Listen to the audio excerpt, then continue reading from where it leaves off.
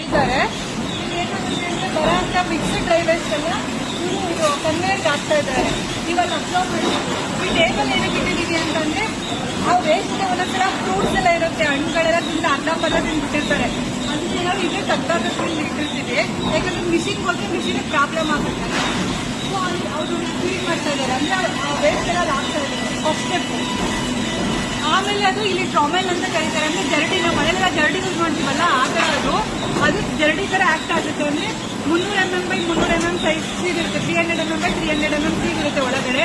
ಅಲ್ಲಿ ಏನಾಗುತ್ತೆ ಅಂದ್ರೆ ವೇಸ್ಟ್ ಜರಡಿ ತರ ಆಡೋದ್ರಿಂದ ದಪ್ಪ ವೇಸ್ಟ್ ಎಲ್ಲ ಇಲ್ಲಿ ಬರುತ್ತೆ. ಅಂದ್ರೆ ಮೋರ್ ದ್ಯಾನ್ 300 mm ಸೈಜ್ ಇರೋದೆಲ್ಲ ಈ ಕಡೆ ಬರುತ್ತೆ, ಲೆಸ್ ದ್ಯಾನ್ 300 mm ಸೈಜ್ ಇರೋದೆಲ್ಲ ಅಲ್ಲಿ ಕೆಳಗಡೆ ಒಂದು ಕನ್ವೆ ಇರುತ್ತಲ್ಲ ಆ ಕಡೆ ಹೋಗುತ್ತೆ.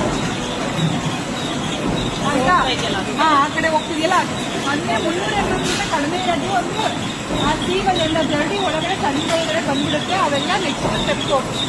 ಅಲ್ಲಿ ಆ್ಯಡ್ ಮಾಡಿದೀವಲ್ಲ, ನೀಟ್ ಹಾಕಿದೀವಲ್ಲ, ಅದು ಮ್ಯಾಗ್ನೆಟಿಕ್ ಸಪರೇಟರ್ ಅಂತ ಕರಿತೀವಿ. ಮ್ಯಾಗ್ನೆಟಿಕ್ ಸಪರೇಟರ್ ಕ್ಯಾನ್ಸು ಐರನ್ನು ಅವೆಲ್ಲ ಬರುತ್ತೆ, ಅದನ್ನ ಅಟ್ಯಾಚ್ ಮಾಡಿಬಿಟ್ಟು ಅದು ಸಪರೇಟ್ ಮಾಡಬೇಕು.